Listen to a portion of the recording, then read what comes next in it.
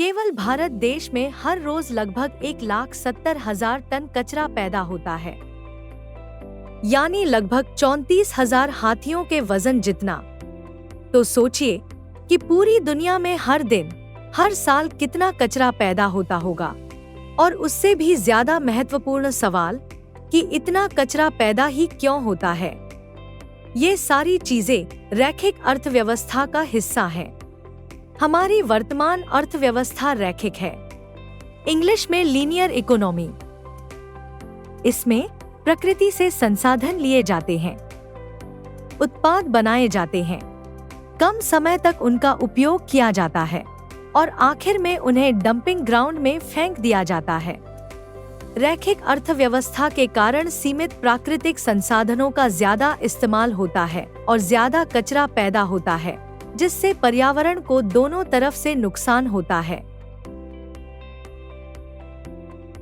लेकिन अब बड़ी संख्या में उपभोक्ता और उत्पादक चक्रीय अर्थव्यवस्था की ओर जा रहे हैं। अंग्रेजी में इसे सर्कुलर इकोनॉमी कहते हैं। ये प्रकृति की चक्रीय व्यवस्था से प्रेरित है।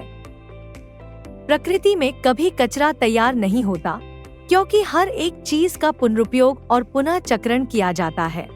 जैसे कोई प्राणी या पेड़ के अवशेष कीड़ों और सूक्ष्म जीवों का भोजन बनते हैं या मिट्टी में घुलकर उसे और पोषक बनाते हैं। मतलब प्रकृति में कुछ भी बेकार नहीं जाता। चक्रीय अर्थव्यवस्था भी यही करने की कोशिश करती है।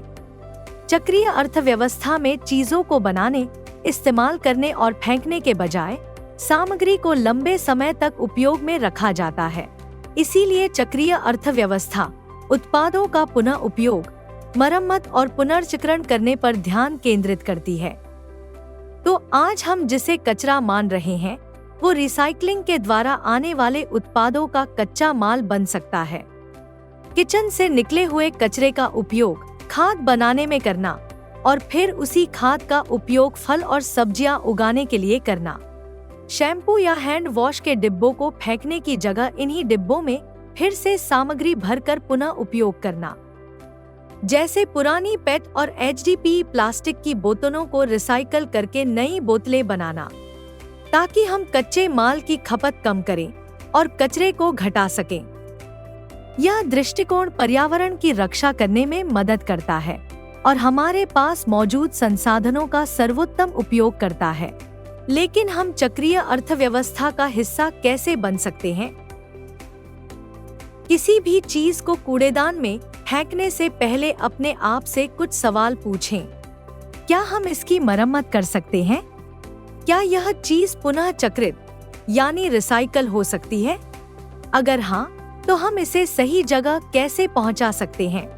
क्या इसे फेंकने की बजाय इसका कुछ और उपयोग किया जा सकता है? अब जाने से पहले आपके लिए एक चैलेंज।